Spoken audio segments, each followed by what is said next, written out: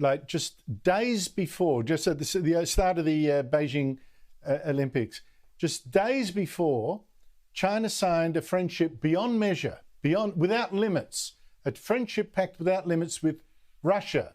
Days later, Russia invades Ukraine. China probably thought, well, you know, it'll all be done and dusted in a week, and our ally now has, you know, just shown the West there's a paper tiger, and we'll be. But it's gone cactus.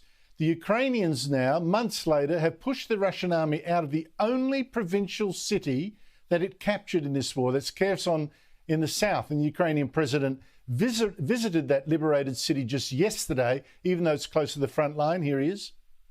Is it the beginning of the end of the war?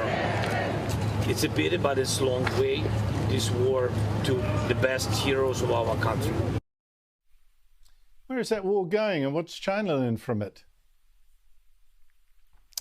Well, Andrew, China might have learnt that the West is still more formidable and resilient than it thought, but it also might have learnt that if it does something like this in Taiwan, it's going to make sure it's much more brutal and effective straight away, and it's not going to signal its intentions like Russia did, and it's going to be much more effective in cyber and in technological warfare.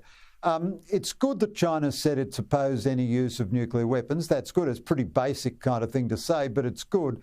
I don't think China is really deserting Russia. I think it's very annoyed that Russia has performed so incompetently at the military level. I think it would have been perfectly happy if Russia had conquered Ukraine in, 4 weeks or something.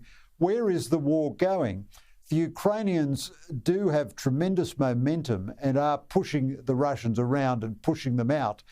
However, I don't think the matter is finished yet, and I'm not quite sure what a desperate and cornered Vladimir Putin might yet do. He doesn't want to lose, his trade with India and Vietnam and China and so on. Therefore, he probably won't use a nuclear weapon. But I don't know what he'll do, and eventually. And the Ukrainians will negotiate a peace treaty, but they want all their territory back first, which is certainly fair enough. It's still very murky, and I think it's still got a long way to go, this war. But the Ukrainians are doing brilliantly at this stage.